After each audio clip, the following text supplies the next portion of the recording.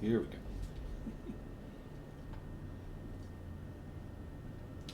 Hey guys, CryptoDad here again. Thanks for joining me. Welcome to the live Q&A in LA. The live stream every Friday night, 6 p.m. Pacific Standard Time. Throw out any questions that you may have and I'll do my best to get them answered on the fly. Let's get started.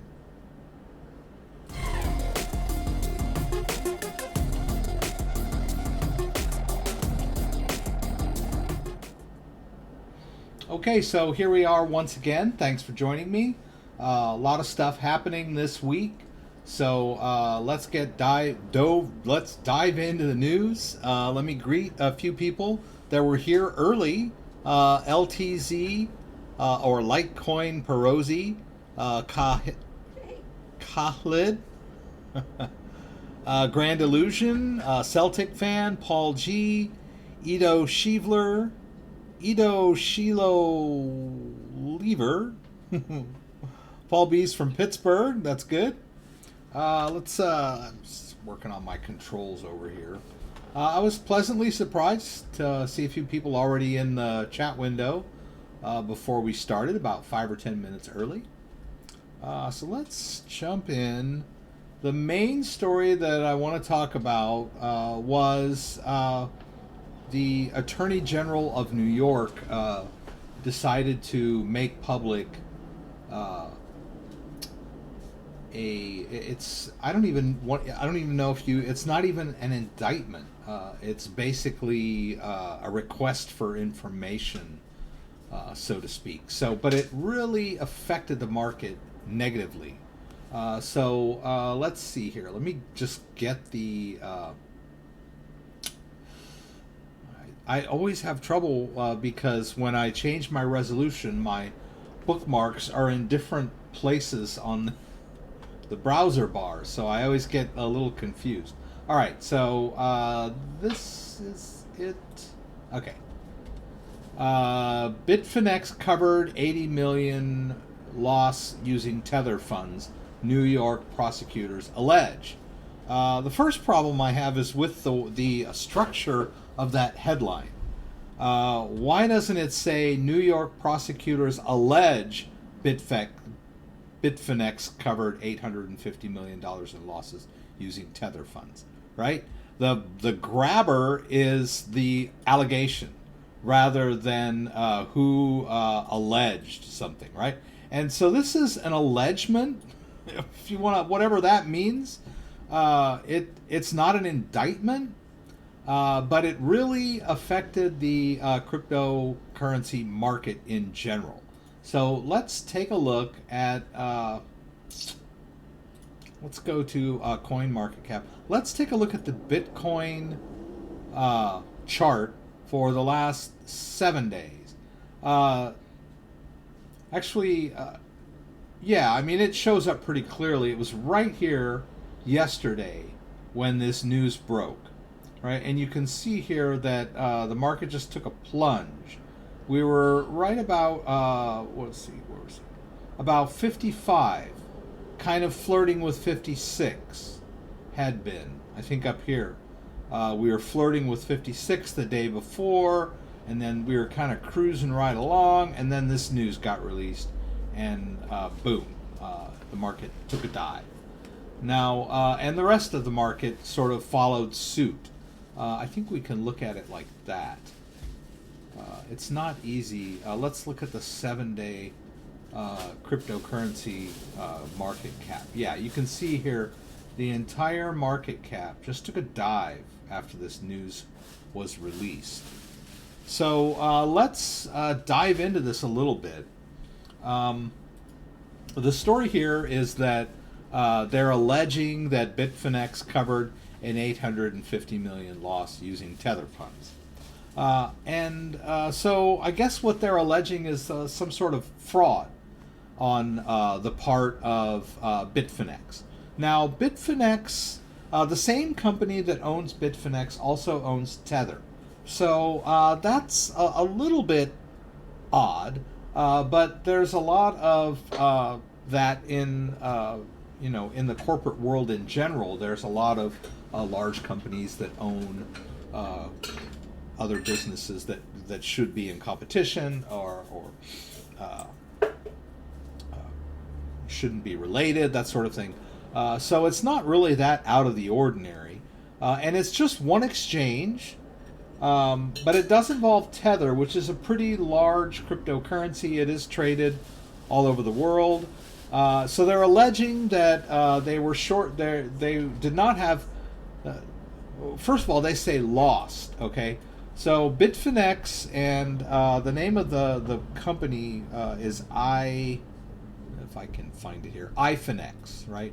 Now, iFinex is claiming or refuting this, that they didn't really lose this money at all. They lost they were unable to access it. And it's money that they entrusted to a third party. So it's not like they had a huge business loss and then tried to cook the books to cover it up.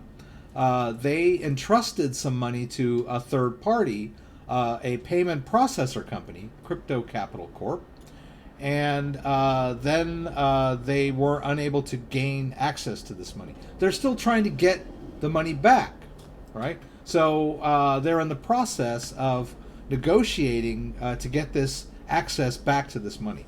So the allegation is that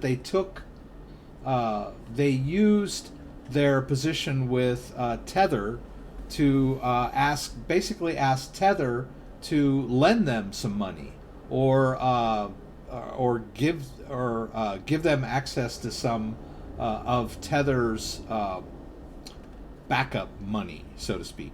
All right, so there's first of all, this is not really a crime, and I don't even know if you could call it fraud. I mean, companies lend themselves money all the time,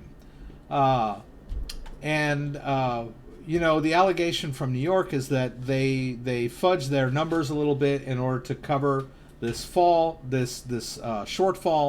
and they didn't let their shareholders know about it. Now, the interesting thing to take away from this is, first of all, neither of these companies are based in New York. So the question really arises, does New York even have jurisdiction over them? And they really don't. What New York is claiming is that, people in New York aren't really supposed to be using their exchange. And according to the company, people in New York do not have access to them. So there may be some overlap, but there's a very, very small percentage of people that use this Bitfinex and Tether live in New York. And of the people that do live in New York, it's only a small percentage of them that are still using these services. So the question arises, does New York even have the authority to do this? So what did Bitfinex and iFinex say? They responded to this without notice or hearing in an attempt to compel Bitfinex and Tether to provide certain documents and seeking certain injunctive relief. The New York Attorney General's court filings were written in bad faith and are riddled with false assertions, including as to a purported loss, in quotes, at crypto capital. On the contrary, we have been informed that these crypto capital amounts are not lost, but have been in fact seized and safeguarded.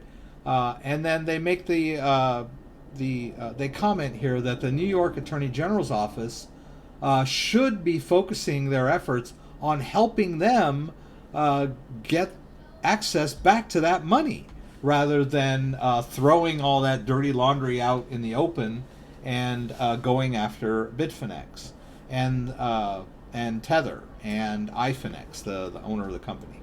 So it's another one of those he said, she said kind of things. And it's very interesting, because it's not a clear-cut case of any wrongdoing in any way or form, but it really affected the market. So what we have to remember here is, we're all cryptocurrency enthusiasts, fans, investors, maybe investors. I'm sure everybody here has dabbled a little bit, and we would all like to see the market mature, go higher, all those good things. Some of my viewers might be, doing shorting some of these if they could or can. I don't know. They may hope that the market goes down. It all depends on your point of view. But I think overall, we're behind the cryptocurrency phase, right? We want to see cryptocurrency succeed, be adopted, all of these things. So these types of stories, kind of PO you, right? When I looked at my portfolio and the market in general yesterday on my phone, and I saw this drop, I was like, what the hell just happened? And it was related all to this story. Mighty Men, thank you for the tip. I really appreciate it. I'll take a look over here and see if Mighty Men has a question. But one thing we need to remember if we're going to be involved in the cryptocurrency market, or any market really, is that markets are driven by sentiment and perception. And, you may totally believe in cryptocurrency, but then a lot of people are just in it for the money, right? And they're very flighty. It's almost childish in a way, the way the market behaves sometimes. Now, of course, I always cheer it when the market goes up, and a lot of that is based on emotion, childish emotions, greed. So when the market goes down because of childish emotions like fear, it's not really fair for me to criticize the market, right, or the emotion-driven market, right? Because I like it when it goes up, right? I get behind that, right? So, but we just have to remember that a lot of this, there are a lot of fundamentals out there. It's emerging technology, and I believe in the future of this emerging technology. But it's also a market, right? And a market runs on fear and greed. So we just kind of have to remember that. And you'll see, too, that it's sort of recovered. It hasn't gone into a free fall or anything like that, right? It just took a hit. And it's if we look at the 3-month market capitalization, we can see that since the April surge, the early April surge, we're still a lot higher than we were before. So we're not going to get all bent out of shape because of one blip on the radar. And it could also be argued that, hey, the market has to go back down at some point. So this was just the catalyst for some pent-up fear or people that were waiting to take profits or whatever the case may be. And then a lot of times when the market moves in any direction, there's a lot of pre-market or pre-built-in trades, stop trades, those sort of things that were just got triggered by the market moving. Automatic kind of stuff. All right, so that was really the big story. I don't. There might have been some other stories. We'll just cruise the news a bit. Let's see here. Let me see if any outstanding questions here. Mighty Men, good evening. What Bitcoin currency do you recommend? How do you buy it? What is the best cryptocurrency to purchase? All right, so we've talked about these kind of questions before, but, I'm not an investor, really. I'm more of a how-to guy. I don't really give investment advice. I'm not a professional market player or anything like that, so, that's my little disclaimer. We'll get that out there. But I've always, I believe in cryptocurrencies in general. And I usually say stick with the top 10 or 20. You can see that there's a lot of green here, but I've come to know that as I watch these markets kind of on a daily basis, that this number here, this 24-hour up or down, is not always, I wouldn't say accurate, but it's just comparing it to the last 24 hours. So it can be a little deceptive if you look at it, right? So right here it says it's up 0.43 in the last 24 hours, which means that since that drop from yesterday, and the drop occurred yesterday around 4:30, it's about 6 p.m. Pacific Standard Time now, or I don't know, maybe 2:30 or 3. So we've had a full 24-hour cycle since the drop, right? And it's come up a little bit since then. So there's a little bit of green, but a lot of this green can be attributed to the fact that some of these cryptocurrencies are recovering from that sharp drop a little bit, right? So let's see, Tezos is up 10% since yesterday. And some of them are still down a little bit, even after the drop, right? So like Basic Attention Token, we've talked about that one quite a bit. It was around 40 or whatever. If we look at Basic Attention Token, let's look at the 7-day chart. It's was high. I think that's its high point. About 49 cents back on the 21st. So it was already sort of coming down a little bit. People were taking profits or whatever, and then when this thing hit, it dropped a little bit more. So if you don't put any emotions into it, it probably has some more room to go down anyway, because it was quite a success story, right? And then there are a lot of other altcoins that really got slammed, like Cardano had done really well for itself from that bull market. Of course, this is its high. But if we look at, let's look at the 3-month on Cardano. The April surge really helped Cardano quite a bit. Took Cardano all the way up to almost 10 cents. And it's really kind of been battered ever since. And now it's down to around 7 cents. So every coin has its own story, right? But the battering yesterday for those coins that were kind of trying to recover or were already kind of in the downward direction, that it wasn't kind to them.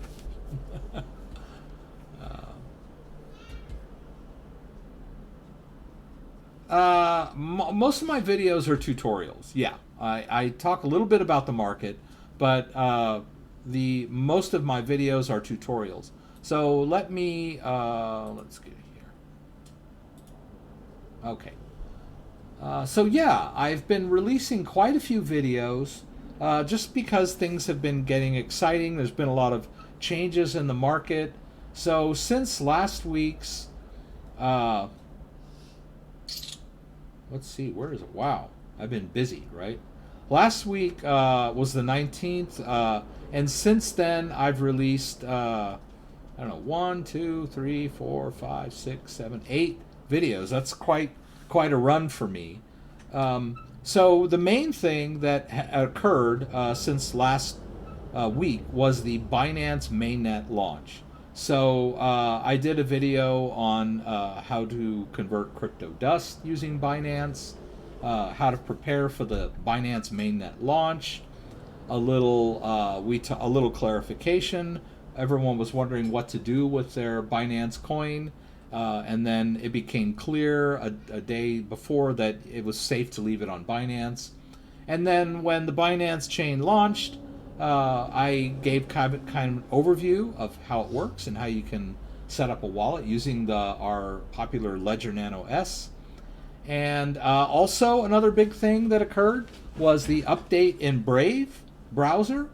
Brave browser had an update, and they've added some new features, so I did a video on that. And then I did a few other videos. This is kind of an unrelated one, the Blue Wallet. So that's kind of cool. Not really news related, just a cool thing. And then how to purchase Mithril on Binance Chain. So I did a video on that, and then I did another video on using Wallet Connect. So I'm going to show you guys a few of those things. So let's take a look at some of the Binance news.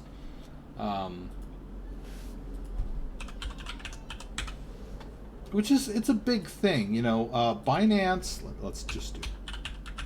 Binance is one of the largest centralized exchanges,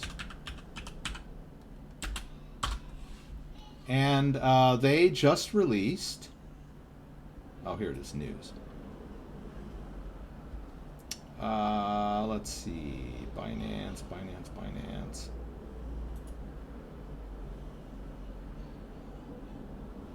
I want to find a news story about.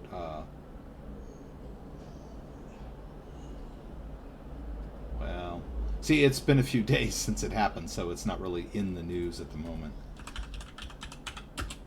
But it was a big thing.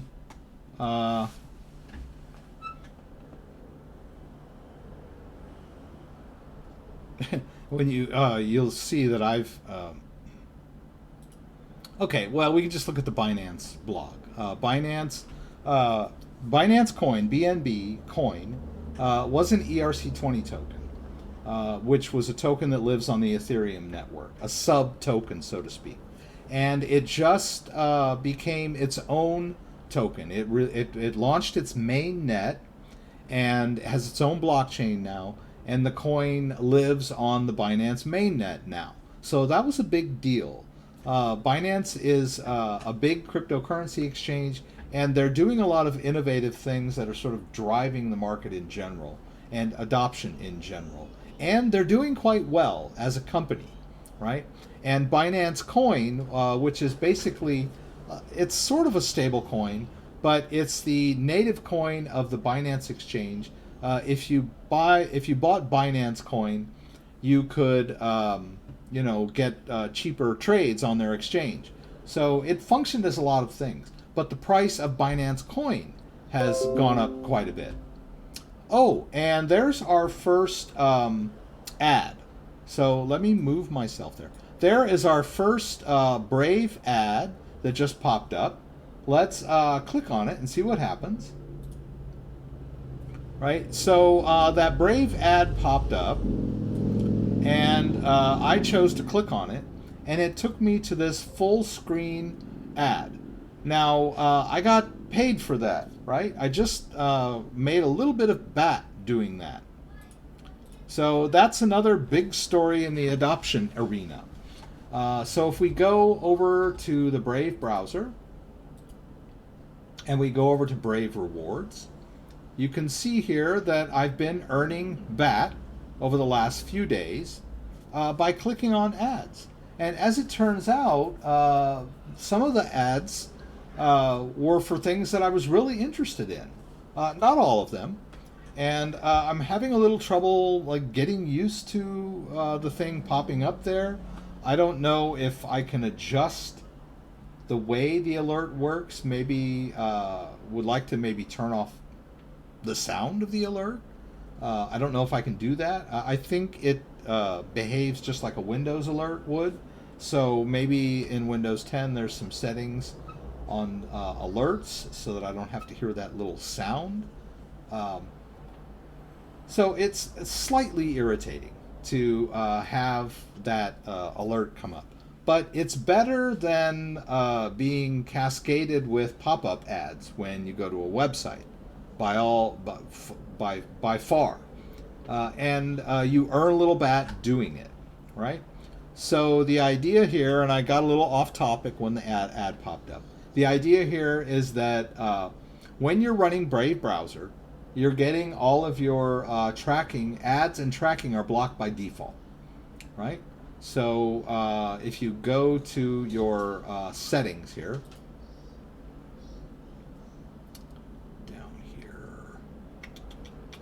All right, so we've got Brave Shield settings. We can block ads, right? That's on by default. We can turn that off.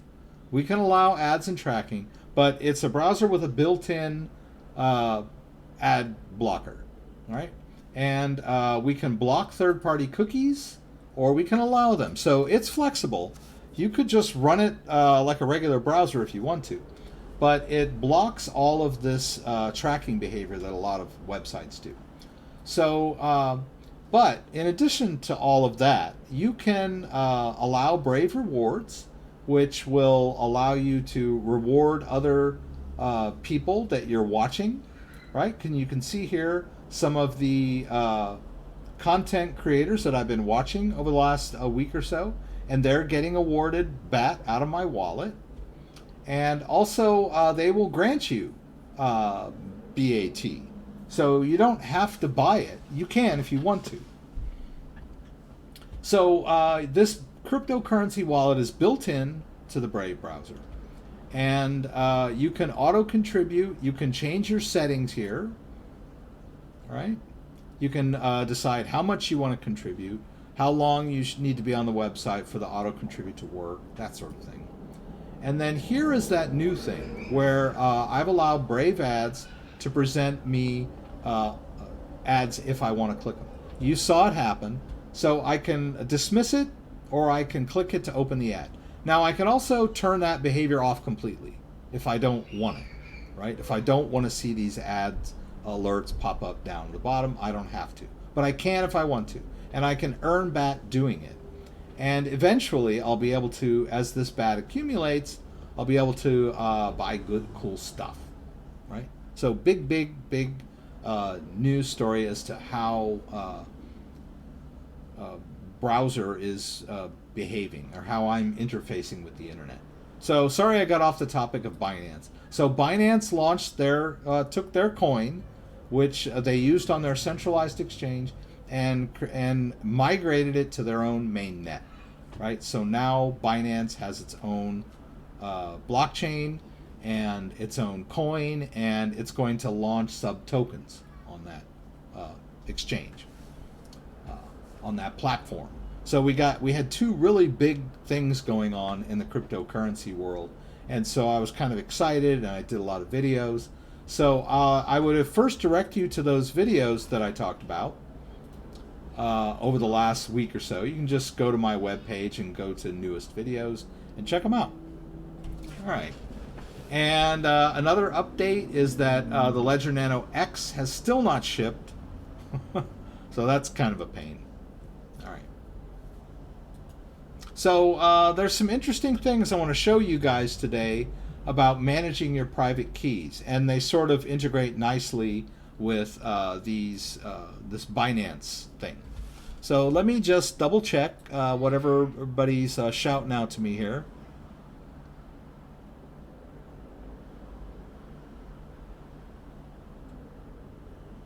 I can check into this Grin wallet. Let me show this real quick.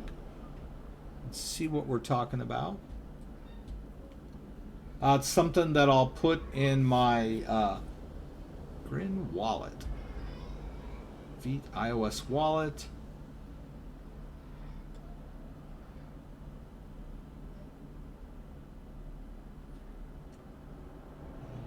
Miners transfer their Grin dividends to their wallet. So it looks like kind of a mining type wallet.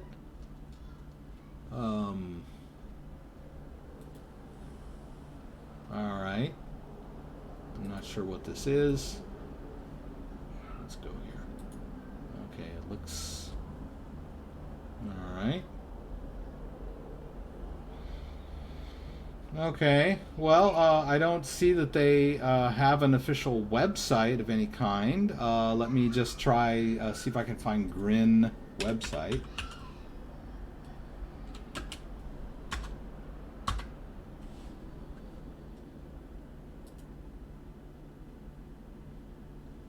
Okay, I don't know if this is the same thing or not.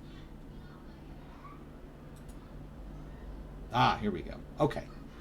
So this is the home page of the technology. I'm going to put it here in new technology, and I'll cover that. But I don't know anything about it yet. I just looked at their website. Interesting. We'll check it out. All right. All right. Does a recovery phrase ever expire? Ledger Nano 1.2 and I never updated. Can I still update? If not, can I restore it to a new device by using my recovery phrase? Please let me know. I will be really happy. No, recovery phrases do not expire. I did an interview too with a podcaster, and I don't know if I can find it right now. I still need to go help him out with a review of his podcast. But he asked me that question. Actually, let me look here. I don't believe I put it in this video, but if you look in this video, it should take me to edit. Yes, okay.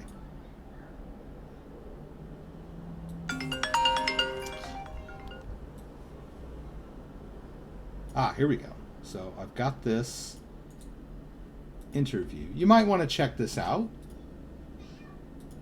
Whoops. Let's go back here. I'm going to paste this in. I'm going to save that.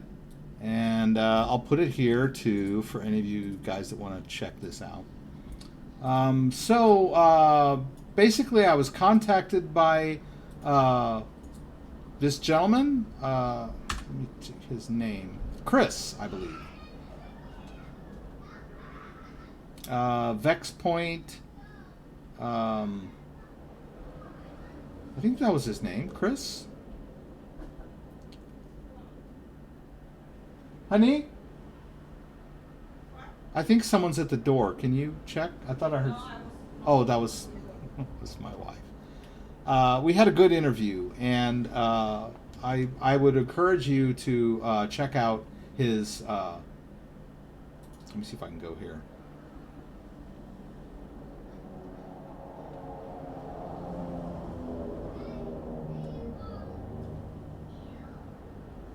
Okay. Yeah, that's Tom.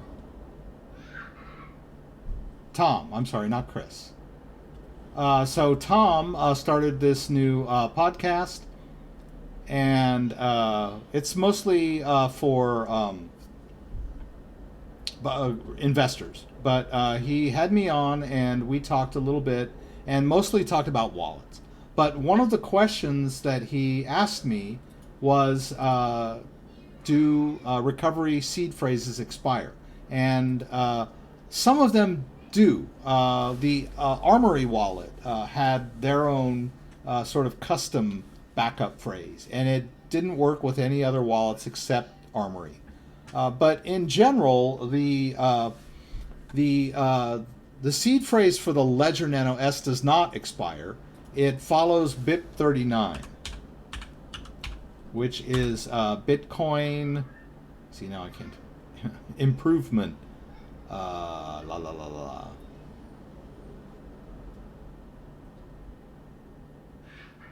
Bitcoin Improvement Protocol. So it follows an agreed upon format for storing private keys in English readable format, right? So let's see if I can wiki.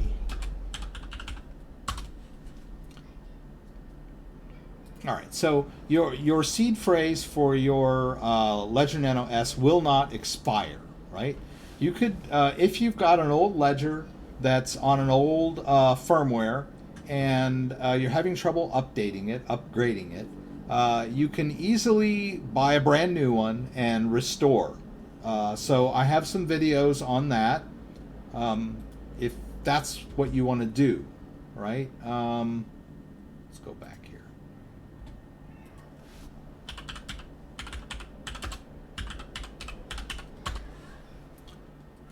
Now, if you have that phrase, restore, it's not, yeah, here we go. Restore Ledger Nano S using Ledger Live. So I did a restore video before Ledger Live came out, and then when Ledger Live came out, there were a little bit of changes in the process, but I used a lot of the older footage from my earlier video for this. So here it is. So yes, you can take that 24-word recovery phrase, go out, buy yourself a brand new Ledger Nano S, and watch that video.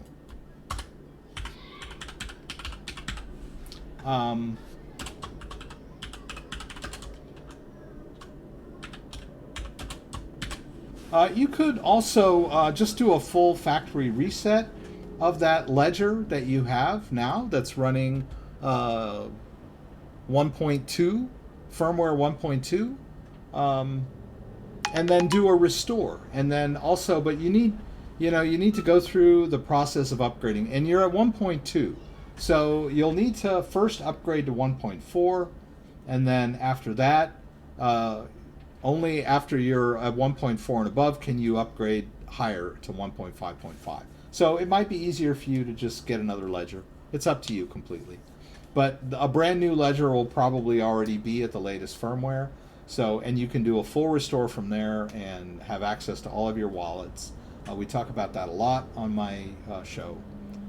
It does that seed phrase does not expire.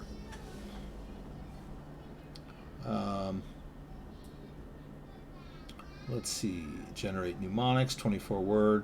Can one generate a new mnemonic 24-word phrase for our Ledger Nano S? Yes, you can. I'm not sure if I get the question perfectly or not, but you can take if you have a ledger and it has a 24-word recovery phrase and you've got wallets on there, you can't sort of like change it to a different 24-word recovery phrase, right? What you can do is reset that ledger with a brand new, you can basically just initialize it and it'll generate a new 24-word recovery phrase. But all of your existing wallets will be related to or dependent on the original 24-word recovery phrase, right? But you can, as long as you write them all down, you could have multiple recovery phrases written down and just wipe and restore your ledger periodically to the different ones. That's a little bit of a pain, but you can, right?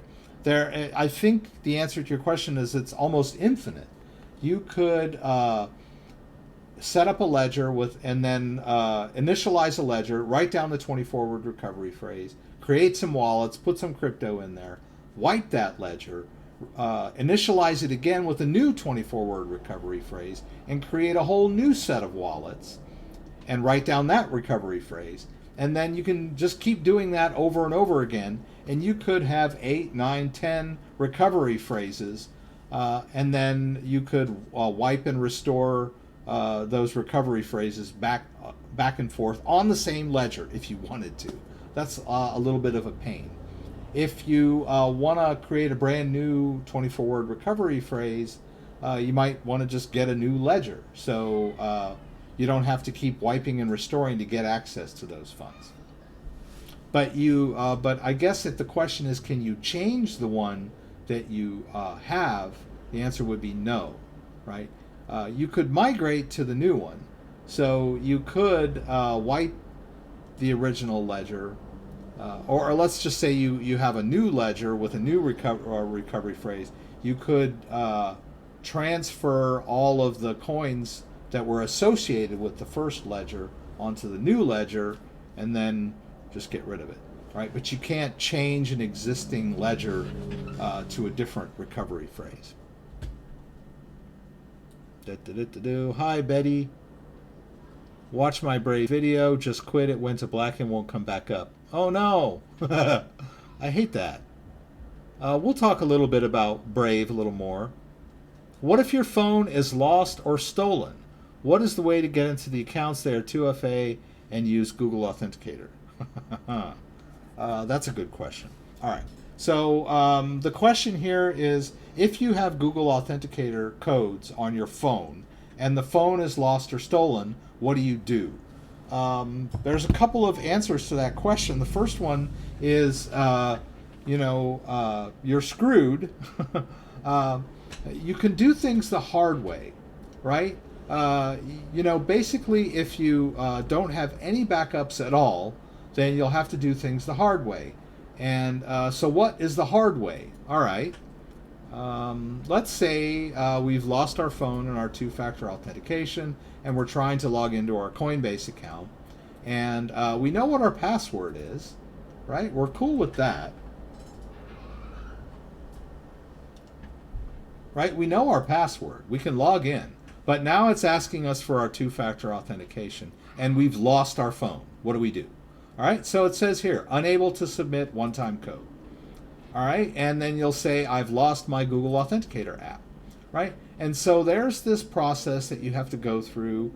You have to write down, you have to take a picture of your ID.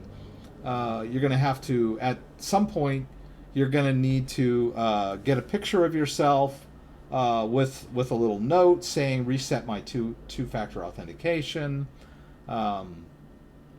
And then you've got to put the date on there. It's a long draw, and you'll have to do it for each of your cryptocurrency accounts, right? Now, if you have backed up all of your codes, then you don't have to go through all that if you have backups. But the thing is not every website that has two-factor authentication has a consistent way to back up your codes.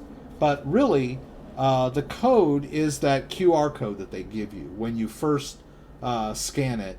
And I can't really do it on the live stream because I can't blur them out. So I would be revealing my own codes by showing you these. You could take pictures of those QR codes and save them on an encrypted file, right? You could take the picture and save all of those pictures on a, let's say, not on your hard drive, but say on a flash drive.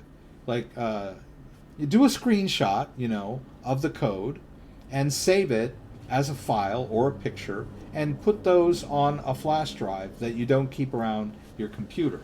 And then, if you lose your phone, you get a new phone, you install Google Authenticator, and then you rescan the code and you're back in business. All right.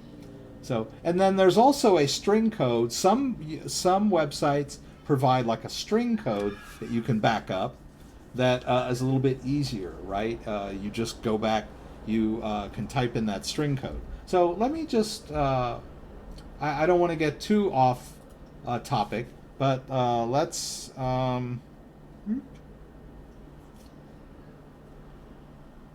take a look at Google Authenticator and how it works. All right, so here's Google Authenticator. And you can see I have a bunch of codes here for different websites that I want to access. I've enabled two-factor authentication. Now, if I have one of those backup codes, I can hit the plus here. And you see down here where it says manual entry. When I go to manual entry, I can write that key in. You see this key right here? That's what one of those string codes looks like. So if you go to a website that has two-factor authentication, and you want to back it up, and they have one of these codes, just copy that string into a text file or write it down on a piece of paper.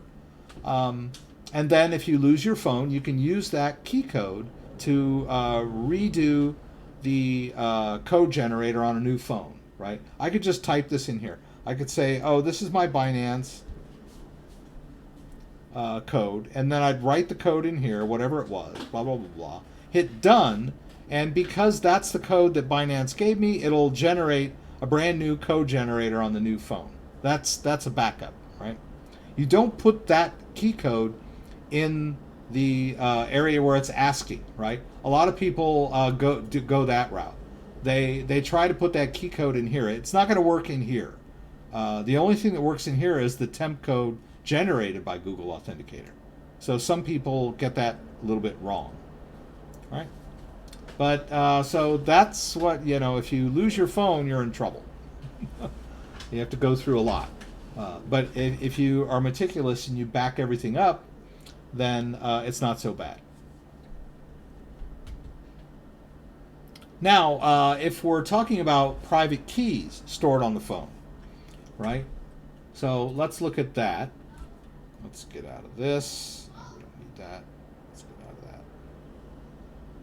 All right, so let's say I've got this Trust wallet, right? And I've got some cryptocurrency stored in my Trust wallet. And then, and the private key for the Trust wallet is on my phone. And I lose my phone. Then what? Well, then there's a 24-word recovery phrase for the trust wallet that I wrote down when I set it up. And I can use that recovery, just like on the Ledger Nano S. I can use the recovery seed to restore the wallet on a brand new phone and regain access to all of my cryptocurrency. So as long as you have your seeds backed up, then you'll be able to restore any of these private key wallets on your new phone. Right? The Blue Wallet is another wallet that has a recovery key, right? Because the private key is stored on the phone. And then we can talk a little bit about Mu Connect. This Tron wallet is the same thing. It has a 24-word recovery phrase that I can use if I lose the phone, right? So if it's a cryptocurrency wallet that lives on your phone, then you definitely should have backed up that wallet, right? So now that I'm here, okay, what if I have BNB stored on Mu via my Ledger Nano S and not on Binance? Are those tokens still okay? I believe that what you should do if you have ERC20 Binance coin on your ledger in Mu, via Mu, is transfer them back to Binance. I think Binance will still convert them for you. Oh, I need to, let's do this. I need to tell the phone not to go to sleep while we're in phone share. All right. So yeah, if you've got Binance Coin ERC20 tokens, then you should transfer them back to Binance, right? And Binance will convert them to their mainnet tokens. All right. So let's dive in a little bit. We talked about this Binance Dex. All right. So let's go to the Binance Dex and let's take a look at how it works. If I can find it. Oh, okay. All right, this is it. All right, we're on the Binance Dex. Now, you can create your own wallet, right? And the way these types of wallets have been around for a really long time. There's a little bit of tutorial here. This key store file and password. That is a way to create a wallet. And this will create a BNB-based wallet for you. It's a file that's stored on your computer and a password that you create that will give you access to the wallet. The only problem with this is, that file could get corrupted, and it's being it's sort of can be maybe a man-in-the-middle attack might be able to gain access to it while you're signing in. The same thing with the mnemonic phrase. And it's very inconvenient to put in the mnemonic phrase every time you want access to the wallet, right?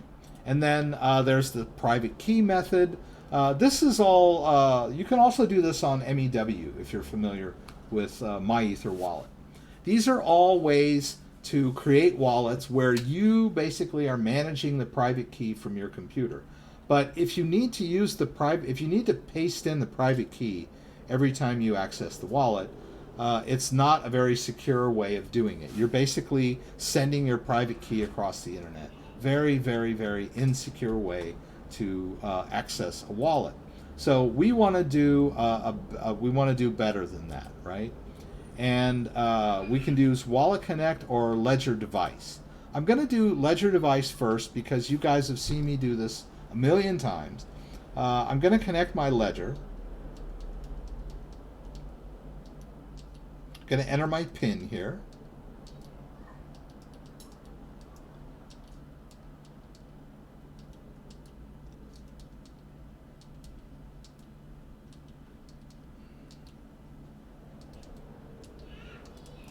All right. Oh, doggone it. The last. I clicked too early on the last one. I got to start again. Whoops. Oh, that was heartbreaking, wasn't it? I was like right down to the very last number, and then I clicked both buttons prematurely and entered the PIN incorrectly. All right, there we go. So I have the Binance Chain app installed on this Ledger device already, right? You can install the Binance app on your Ledger using Ledger Manager, right? So let me just point that out really quick. A Ledger Live, pardon me. Well, Ledger Manager is in Ledger Live. And we've been through this many times.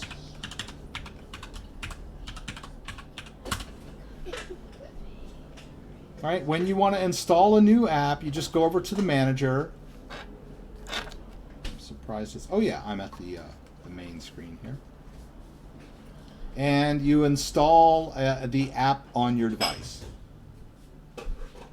Now, when you install the app on your device, see, there's the Binance Chain. You just click install. When you do that, it's going to create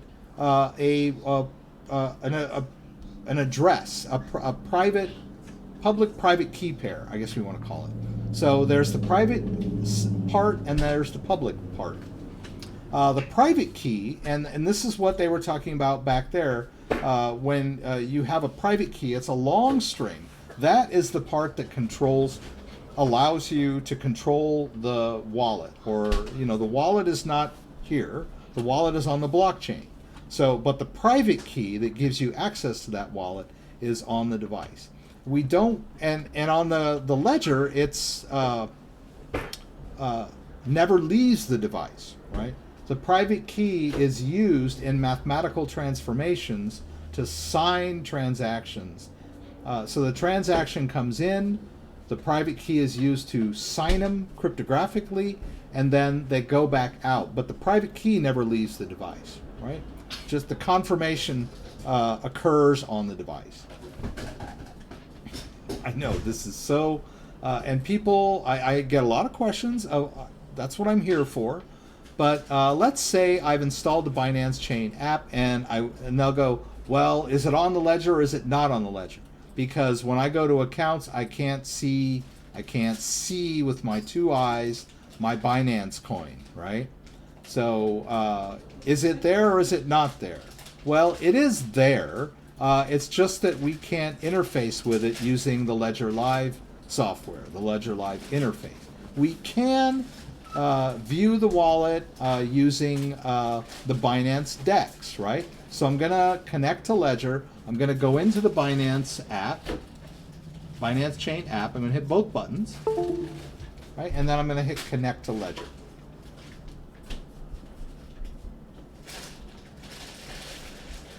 All right, and then it's gonna, there's an address there. You can use any of these addresses if you want to. I'm gonna use this one. There's already a little bit of BNB in there. We're gonna hit confirm. And lo and behold, we just logged in to our Binance wallet. And I've got to confirm, they want me to confirm that this address is the same as the one that's showing on their website. And so now I'm in this wallet. I can go over to balances. And I'm just going to confirm on my device. And you can see that there's a BNB balance and there's a myth balance. I've bought some myth in this wallet, right? So the myth is a sub token of BNB at this point. Mythril was an ERC20 token, and they have migrated over to the Binance platform. So just in the same way that an ERC20 token is a sub-token of Ethereum, Mythril is a sub-token of the Binance Chain native token, right? So, and then there is the public address of that wallet, right? So the Ledger Nano S contains the private key. The private key is stored on the device, never leaves the device. And if I want to make a trade, I have to confirm on the device, right? It asks the device, hey, you want to do something with this device.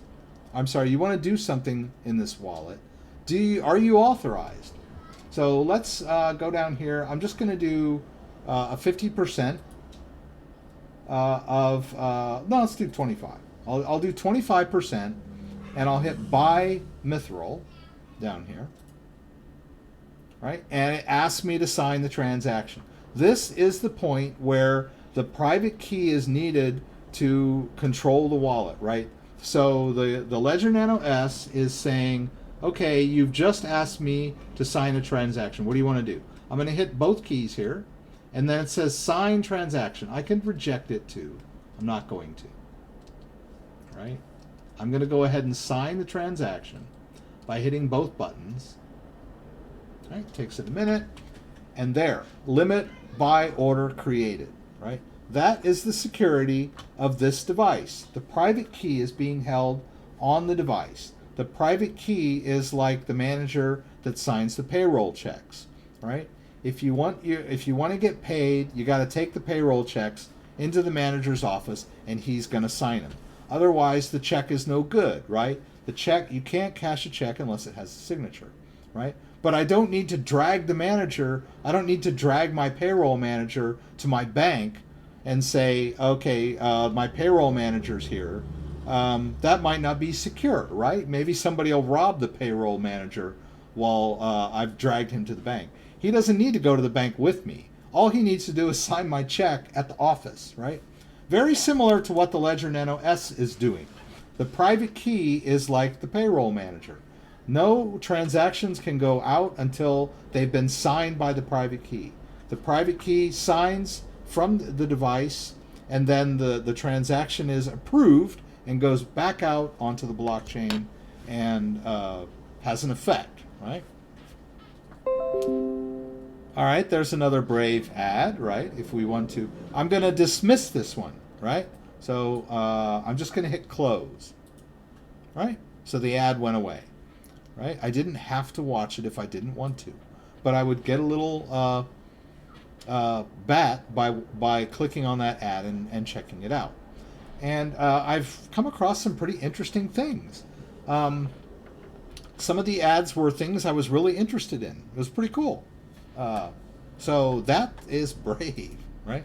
Now, let's try a different way of accessing this Dex, right? I'm going to go over here to and see if that thing is. The order is still open. You know, I always do market orders. I can't really do. But let's just leave that order hanging right now because it's already been approved, right? So sooner or later it'll fill. Why don't we try accessing the Binance Dex a different way, right? Let's use Phone Connect to do it. So I'll just go over here and choose close, change wallet. I'm going to change the wallet, right? I'm going to use this Wallet Connect thing, which is pretty cool. So let's. I'm going to move the phone over here. The Trust Wallet, right? Trust Wallet is an iOS-based wallet, which is on my phone, and I recently had to run the beta version of this. So they just came out with support for this. You'll notice up in the corner here is a little icon for scanning that allows me to use Wallet Connect. And this is really cool. The private keys are on this phone, just like they're on the Ledger.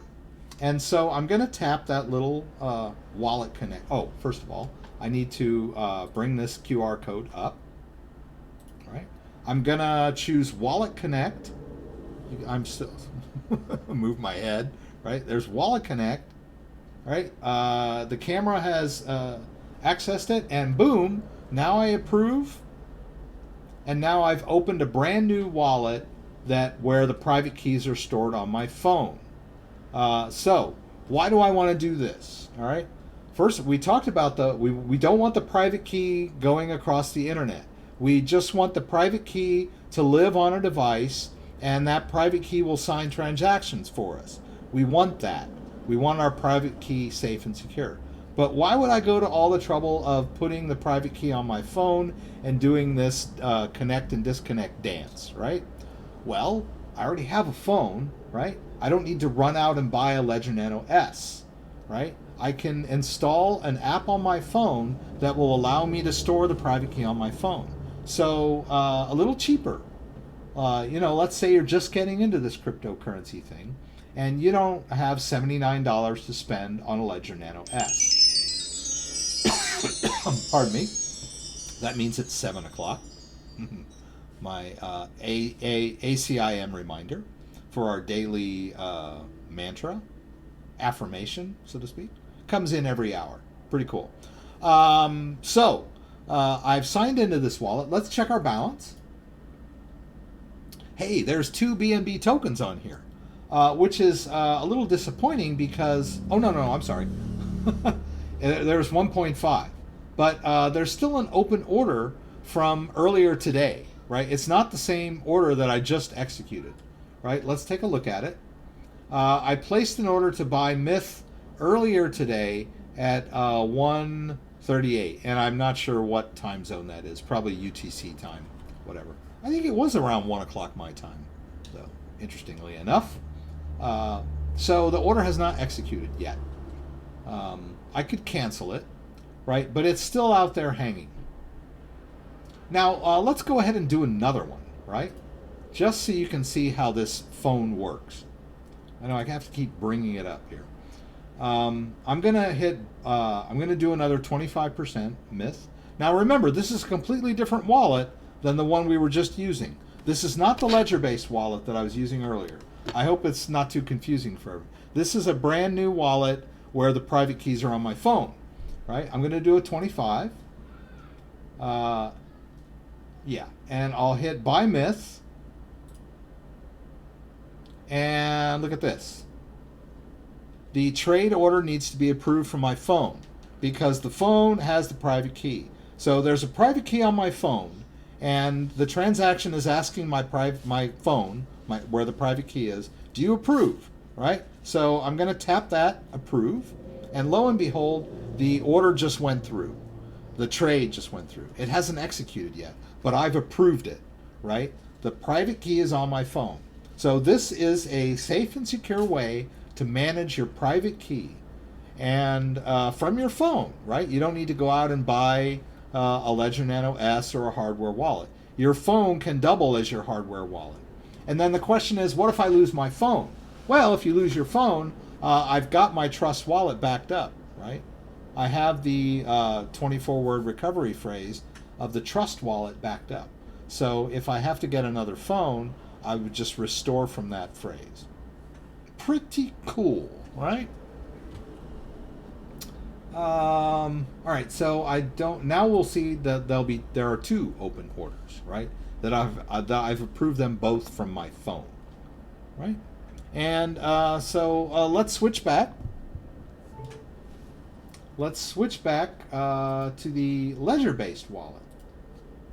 Let's go back to Ledger. And the Binance app is still ready to go, right? Let's hit Connect Ledger. This is just a different wallet, right? But it's a Ledger-based wallet. We can go back in there. You see there's a little less BNB now.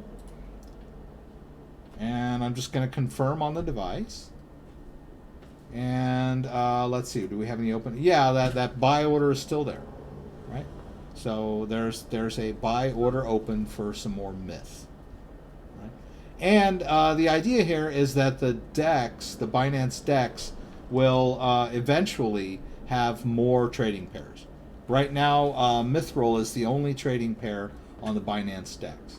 You can use Binance Coin to buy Mithril. And you could use Mithril to buy more Binance Coin if you have a mind to do that as well. All right, so hopefully, pardon me, hopefully I wasn't losing everyone there. I'm just gonna quit the Trust wallet. See, it disconnected when I quit the Trust wallet. See, I'm back here again. But you'll notice here that the Trust wallet has that Binance coin at the top, right? And if you look here, that address, that's not an ERC20 based Binance coin. That is the native Binance coin being stored on my Trust wallet. And if we scroll down here to the bottom, you'll see I have the old Binance coin. The old Binance coin is an empty wallet, is an ERC20 based coin.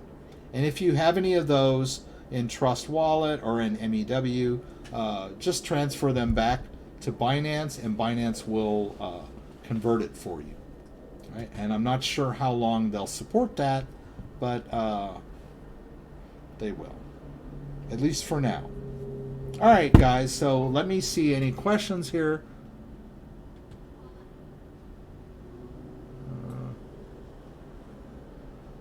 We talked about the recovery phrase expiring. Oh.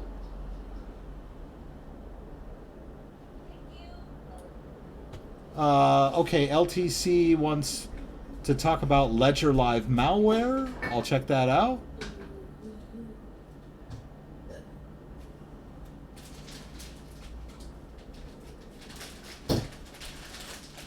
Yes, Kaiser, I would just get a brand new one if you've got that. And there are ways to get that MCU error unstuck, but I've talked to some people that it just never they were never able to get it unstuck. So you're probably just better off getting a new one, especially if you've got thousands of dollars worth of crypto on there. It's safe in that recovery phrase. Google 2FA does not have a master password, and Authy is a more convenient solution because it stores its codes on the cloud somewhere. There might be a security risk in that, but I believe Authy has their own encryption, so that it's not really a security risk to store your codes in Authy's cloud-based backup. Yeah, password managers do the same thing. They store a lot of your information, but it's all encrypted, right? So Authy might be a better solution for the I lost my phone problem, right? Because Authy can restore all of your individual codes with that one master backup password. The only problem with Authy is not every two-factor authentication site supports Authy, right? More websites support Google Authenticator than Authy. Now that might change in the future, but that's part of the, when you weigh the pros and cons of a two-factor authentication solution, Authy is not as universally accepted as Google Authenticator. That's my perception. I could be wrong about that, but I have run into that, where they say, okay, we have two-factor authentication for Google Authenticator, but they don't support Authy, right? But Authy is probably going to gain more acceptance because of that backup feature.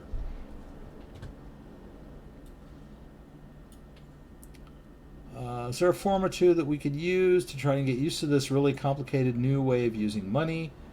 There will be thousands and thousands of us coming into this new, safe, private way to buy and spend.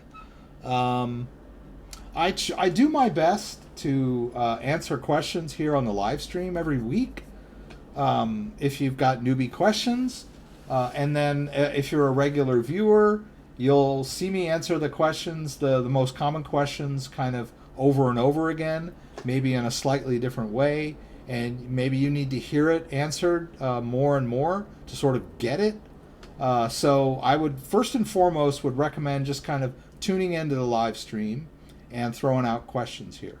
I'm working on some different ways to interact. The second tier, besides being on the live stream, is throwing up questions in the comments, right? But I don't always have time to get to every single question in my comments, right? So some people have bashed me in the comment section because I'm not answering questions, but I try not to get butthurt over that because I don't have time to answer every single question. But I'm working on some other ways to do that. Patreon is a way, and I'm working on trying to expand my use of Patreon so that I can give more individual attention to people that are signed up as patrons.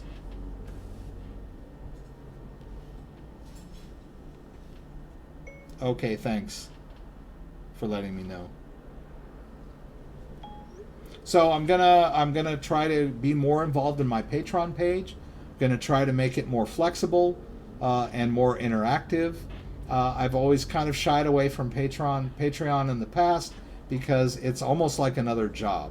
But and I keep hoping that my YouTube channel will gain more viewers and generate more revenue. But maybe it's time to get to work on Patreon.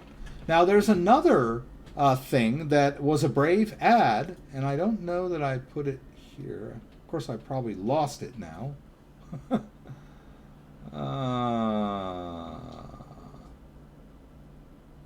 Yes, I have lost it. All right, let's see. No. All right, I thought I would have put it in here. All right. But I have it backed up over here. Mouse gave out on me. I do have it backed up. Let me just take a look at this doc real quick. Oh, it's coming up on the main. Okay, here it is. You're kidding me. I know that I saved this somewhere. What happened? All right. Boy, I could have sworn I wrote this down.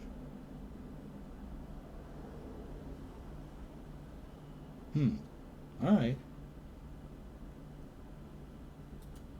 I guess I didn't. Oh, I thought I saved this somewhere. Wow, it's really weird. All right. Maybe I saved it here?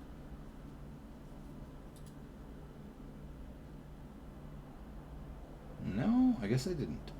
Hey, so I had saved Grin before. Okay. Well, it was another platform for talking to people and answering their questions, but I've lost it. It was a Brave ad, and it asked me if I wanted to join it. And my God, I can't believe I lost it. God, it's like I can't think of the name of it. Oh, Lord in heaven. What a bummer. Okay. All right. Yeah, I'll just have to wait for it to pop up again. It was a sort of a crowdfunding question and answer type platform where people could post questions and then sort of like say, okay, I'm willing to pay 5 cents for you to answer this question for me.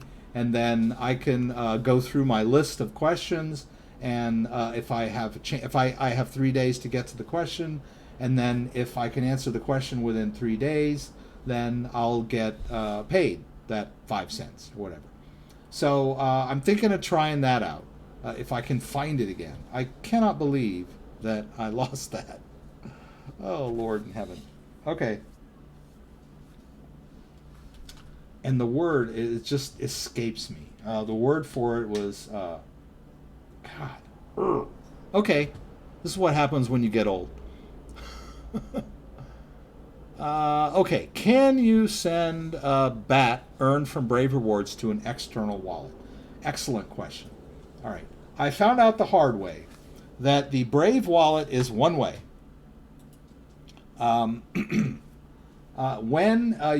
If you deposit BAT into this wallet, you cannot withdraw it.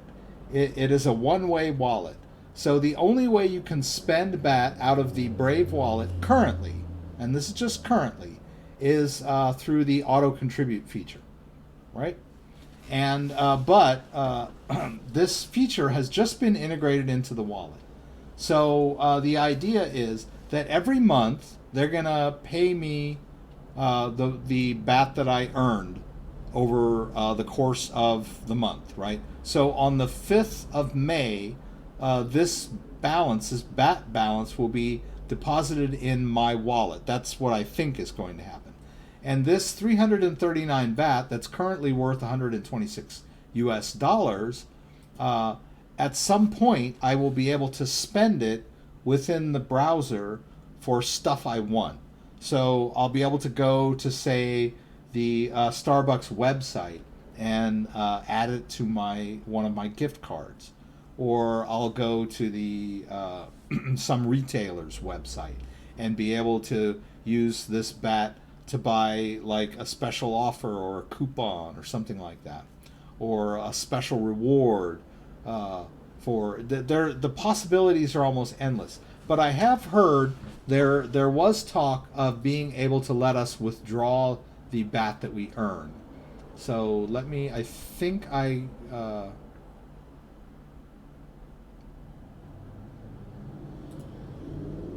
is it here? All right, so we're eventually, there's talk that you will be able to withdraw your BAT from your browser-based wallet, right? But at the moment, you cannot. No. At the moment, the BAT is sort of locked into the wallet, can be used within the browser, but it cannot be withdrawn to an exchange and sold, right? Earn basic attention tokens. All right. So let me see if I can find that article.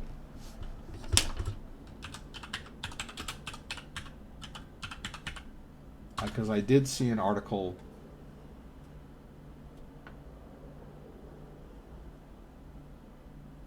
Oh, I think it was this article on Lifehacker. So they talked about,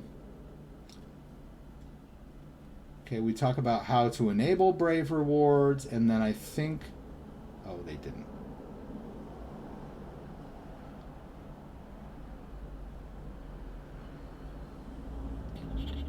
I thought it was this article. I read so many articles, sometimes I get confused.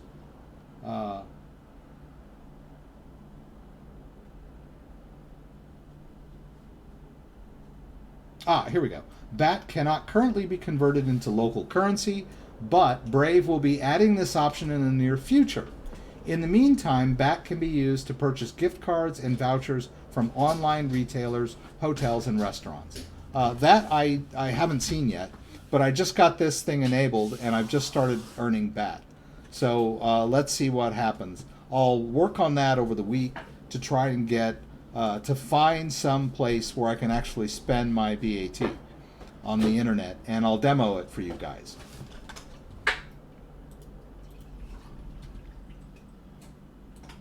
Can we do a Google 2FA backup at any time, or is it just at the moment we created the account? Yes and no. All right, so when you create the account, when you decide to enable two-factor authentication, most websites will give you the option of a backup code, right? Not all. Some of them are basically just that QR code is the only thing you get. So at that moment, geez, motorcycles. At that moment, you can take a picture of that QR code and save it somewhere as your backup.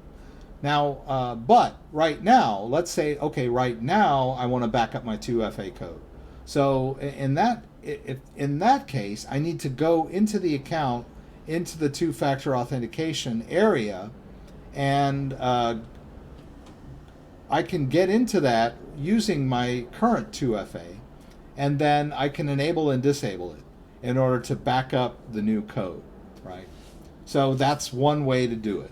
So let's say, I don't know if I can demo this for you. See, the problem with trying to do this is that I don't want to reveal any of my codes, right? Because then I've just given access to my accounts. So when I post videos on this and I edit them, I can blur out that code.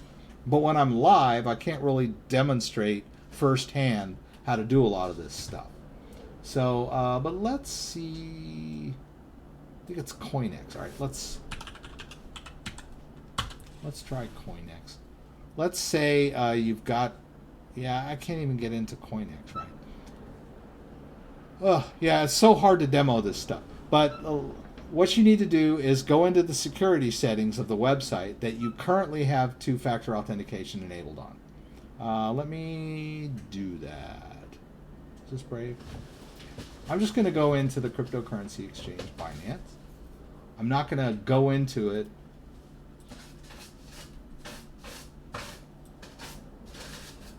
While we're in here, I can show you guys something else that's pretty cool. All right, so I need two-factor authentication to get into this, right? So let me just demo that. Oh, sorry. Sorry, Binance.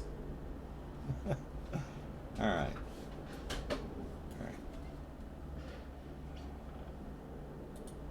Okay. All right, so let's go into the authenticator. You can see Binance is there at the top.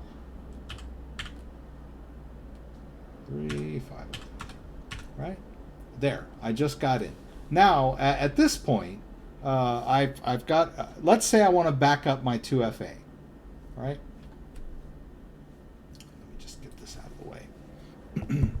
I can go over here to,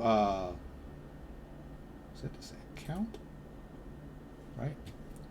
There, see Google Authenticator right here? I can disable it, and when I disable it, it will immediately ask me again if I want to enable two-factor authentication, right? So when I disable two-factor authentication, it's going to say, hey, you should enable two-factor authentication. Do you want to do it? And then you would say, oh, okay, fine, I'll do it. And it'll generate a brand new, since you're already in the account, it'll generate a brand new 2FA code for you. You can scan it with your phone. You'll need to delete your old one. You'll scan the new one with your phone, and you'll have a working code. And at that point, you can back it up again, or for the first time. So if you've got like 8 codes on your phone, you'll have to go to each website, go into your security settings, disable and re-enable, and then at that point you can back up again. So if you missed your chance when you first enabled it, this is the way to get back in there and back up, right? And it's it's a good thing to do, to back it up. Let's see, Paulie. If you do not, I still love you. LOL. Did I answer your question? Apule. I hope I answered your question. So if you didn't back it up when you first created it, you'll need to get back into the account and go to the security settings, disable and re-enable. Every website's a little bit different, right? It's not always consistent the way 2FA works, right? But that's basically the guideline, right? You'll go to the security settings, disable it, and re-enable it. And then during that time, that process, you'll back up, right? You'll take a picture of the QR code, or you'll use that text string that they give you. I think that Binance gives you that text string. All right. Yes, thanks. The bat insight. You're welcome. It's okay. I'll cover my eyes. Yeah. You know what? I remember I talked to you guys last week. This was an epiphany for me. I think if those of you who see me every week, if you remember, I told you that I got a new phone, and I meticulously documented how I disabled. I still had the old phone, right? So I used the old phone's codes to get into my accounts, and then I either disabled or changed the phone and scanned it with the new phone, and transferred all of my Google Authenticator codes over to my new phone. And then at the very end, I got down to I had to return the old phone. So I got down to the wire where I was pretty sure I had done everything correctly, and it came time to wipe the old phone and send it back. And then so I went to erase phone. Yes, I'm sure. I started erasing the phone. And then I looked down and noticed my old phone sitting there on the table, and I went, oh my God, I just erased my brand new phone after I had moved all of my Google Authenticator codes to my new phone. So I basically wiped them out of existence. And some of them I had backed up, but not all of them. Because, I had like 20 of them. And so I was forced to do things the hard way. I think I talked to you guys about, I took the picture of myself holding my ID, saying please disable 2FA. I went through all that, but there was one account that just did not have what I needed to reset my 2FA. And I was laying in bed last night thinking about it, and all of a sudden it occurred to me that I had created a video, that I had done the video as I made all this transfer. If you guys are aware of, we talked about my most watched video on YouTube, and it is how to move Google Authenticator to a new phone. Now, when I got this latest phone, I redid that video, and I did like 20 codes. And the idea was that I was going to have this really long video, you know, like a 45-minute video, but I was going to put time code links down at the bottom for every account that anyone might be interested in, right? Here's how you do it on Discord. Go to time code 5 minute.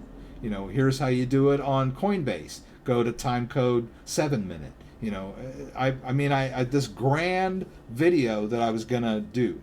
It just occurred to me as I was laying in bed, I was like, wait a minute, you still have the raw video footage of that video. You haven't edited it yet. You haven't blurred out the codes yet. Why don't you just rewatch your video, and then you can scan the code. You can use your phone to scan the code in the video. And it worked. I was able to gain access back to one of my accounts because all of the codes were in my video. So that might be a way to do it too for any of you. You know, I do screen share videos, and I had this like hour-and-a-half video that I hadn't had a chance to edit yet that had all my two-factor QR codes in it. So I went back through all of my my bin, right, of all of my video clips, and I found the one where I was doing Brave payments. And there, lo and behold, was the QR code in my video. And I just scanned it with, you know, I went to, for those of you, you can hit plus and hit scan barcode, right? And then you just scan the barcode for the 2FA, and lo and behold, there it is down there at the bottom. You see that Brave Rewards? That was the one that I was not able to reset. They have a reset feature now. They didn't before. They said, oh, you'll have to like reclaim your account using a different email, and that was problematic. I would have had to do a new referral link and everything else, and it was just eating me up. But I went back to my video, scanned my code, and all is right with the world again. So, but not everybody does YouTube screenshot videos. So may not be your best way to back up your codes.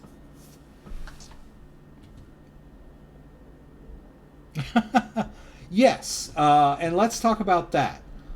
Just while we're here, if you are a YouTube creator, let's go here. Let me delete this.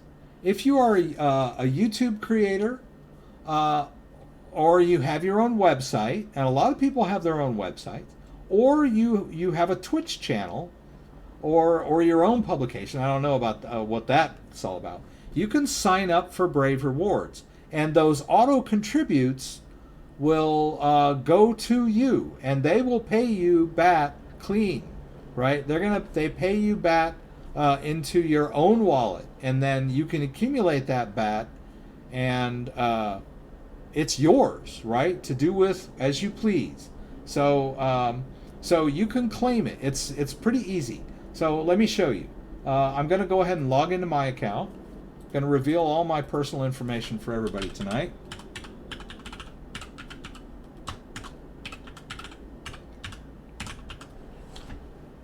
I am the most transparent person on the internet. Everybody knows my email, my phone number, you know, all my accounts. They see my transaction histories, all kinds of stuff. All right, so, and they see my email inbox, right? I get a lot of grief from commenters. Oh, don't show your email to people. Well, I do. What can I say? All right, so we're going to log into Brave Rewards. And it wants my two-factor authentication. So let me show you that.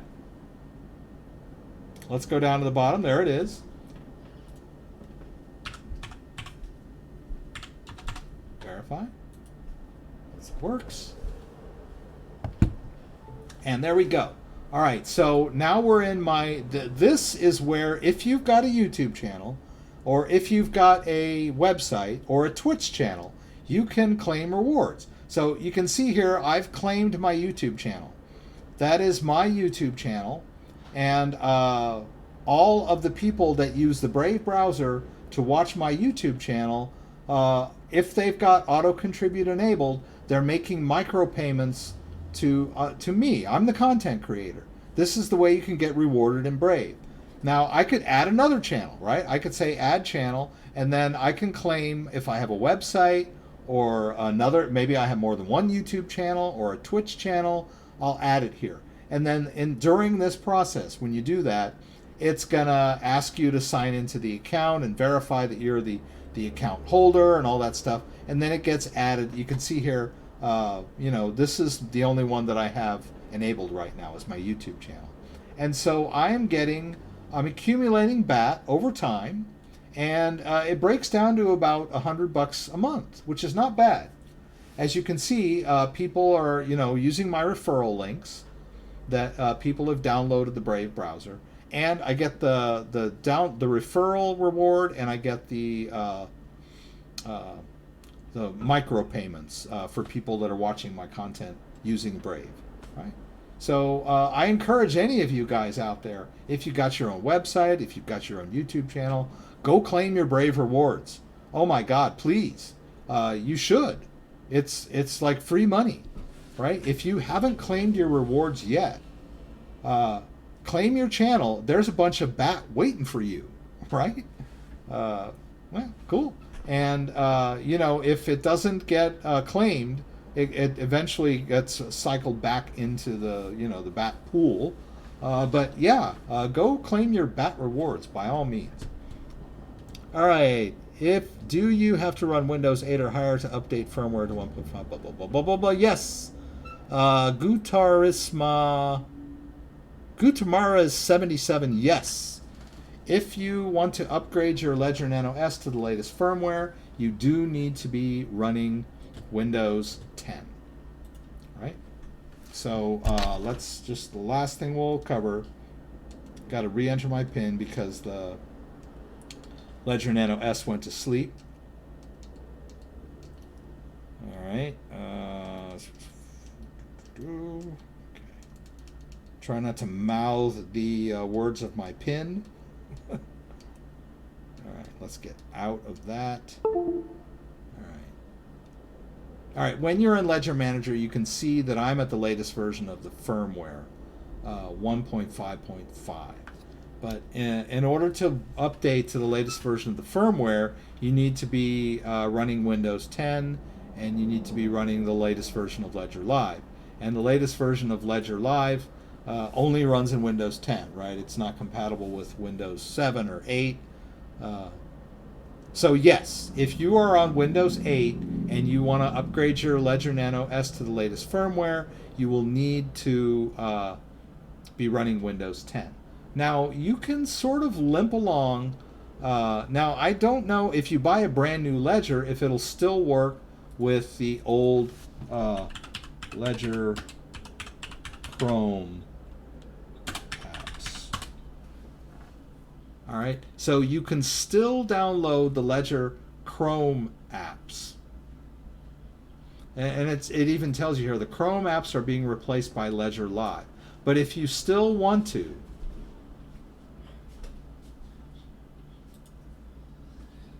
right, you can still get the Ledger Manager Chrome app, right, and do it in Chrome. I'm using Brave, but it's based on Chrome.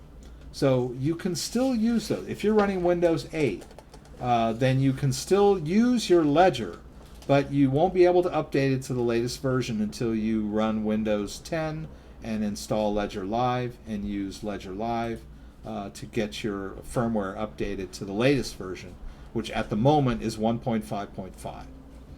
Right? So I hope that I answered, the most pressing questions tonight.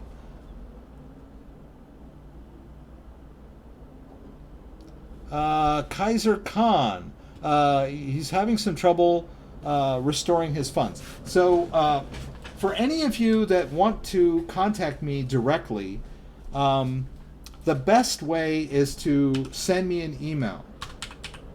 If you didn't see it before,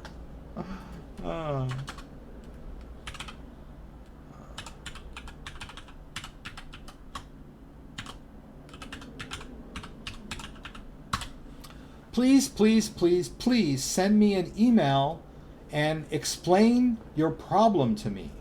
All right? I get a lot of people that just go, hey, I want to talk to you. And I don't know if I can solve their problem or not. I don't want to just be blindsided, but if this is another thing. If you don't have the patience to type out your problem legibly in an email so that I can look at it and decide whether I can help you or not, then you probably don't have the patience for a one-on-one tech session with me, right? So you need to prove to me that that you have the patience to explain your problem logically and clearly to me in an email. I know you just want to yell out your problem and have me snap my fingers and solve it. I get that, right? But if you really want me to help you, you need to write me an email and explain what your problem is. And then I can look over your email and think to myself, first of all, can I help him or her? And then are they explaining the problem clearly enough that I can tell that they sort of understand? Sometimes I get people that by the nature of their question, I can tell that they basically just don't get it at all. And me trying to help them is going to be pointless. I hate to say it. I've been in tech support my whole life, right? 35 years doing computer tech support. So when I see a question, I can usually tell right away whether it's going to be a good fit for me to help someone. I hate to say this, but some people, I can always tell a good customer from a bad customer, if I want to put it in those blunt terms. I can tell people that are impatient and needy and are difficult to work with, and I shy away from helping those kind of people, that type of person. So send me an email, explain your problem, and I will get back to you and tell you whether or not I can help you. Definitely. All right. And, a lot of you guys, I answer your questions here on the live stream. I've answered questions. People have emailed me questions, and I've helped them. I helped a guy recover his Ledger Nano S last week, who sent me a nice email. I contacted him. We did a one-on-one in Zoom, and I was able to explain what he needed to do. I showed him step by step. He got it. He did it, and then he called me later, and he goes, hey, it worked. Everything's fine. So those are the things I like. But just going back and forth trying to explain something and you don't get it and you're mad and you're angry, that's you can't pay me enough for that. Hey, Crypto Curious is here. How do you store VET? Oh, I'm sorry. Yeah, somebody wanted me to ask about, someone said Ledger Live malware. I don't know if that's what it was.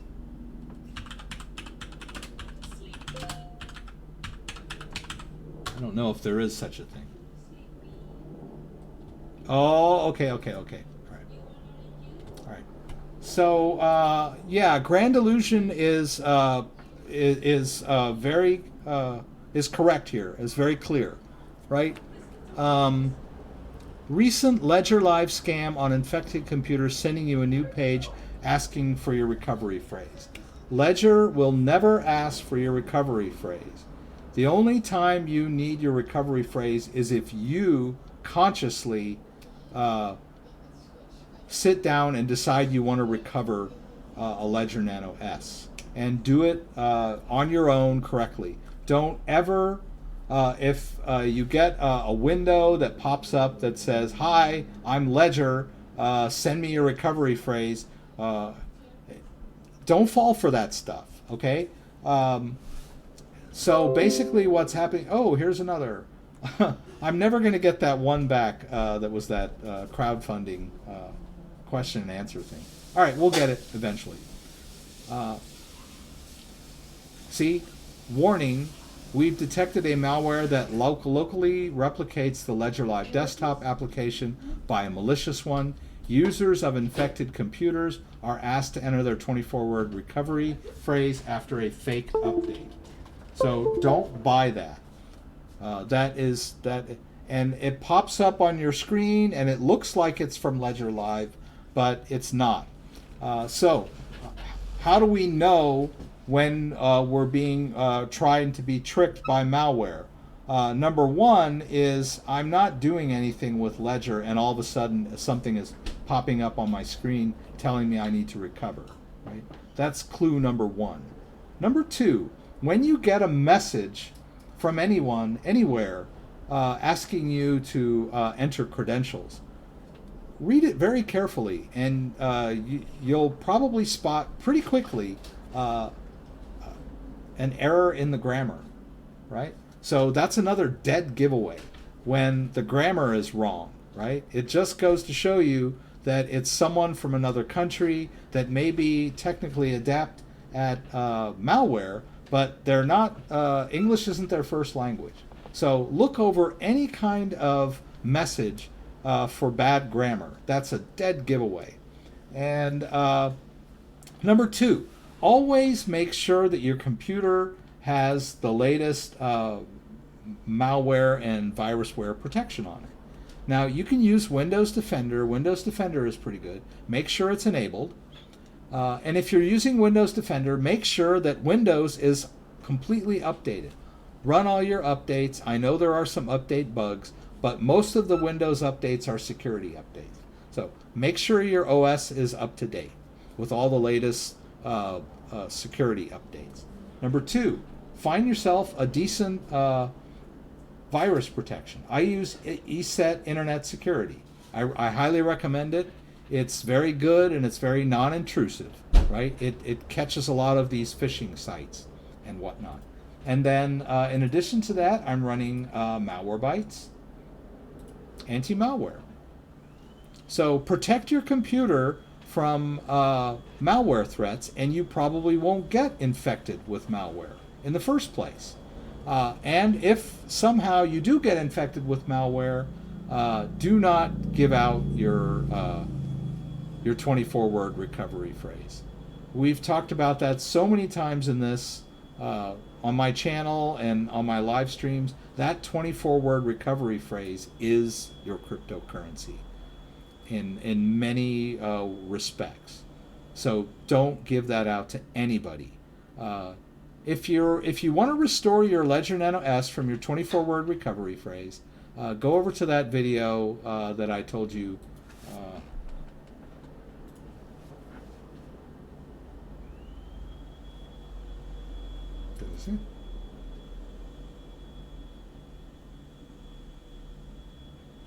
Check out this video. Restore Ledger using Ledger Live. And if you watch the video, you'll see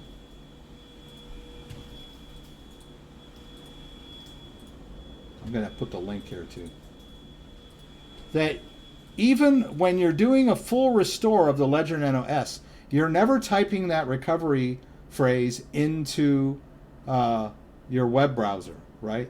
You're doing it on the device, right? It's going to offer you words on the device, and you will choose the correct one based on your recovery phrase. You'll be referring to your paper backup, but you're never going to be typing those words into your web browser or the Ledger Live application. You're always like doing it on the device. So don't be fooled by that, right? That's not how you restore a ledger. You restore a ledger directly on the device using your paper backup as your referral. So I hope that clears up the air there, guys. Ledger Nano supports VeChain, but you need an external wallet. I don't have time to go into that, but I can show you that I did a video on that not too long ago. Whoops. Oh, that's most viewed. I can't believe Exodus is one of my most viewed videos. That can't be right. Oh, that's an old one. Oh, that's search results. Okay. All right, here's that's most viewed. Let's look at newest.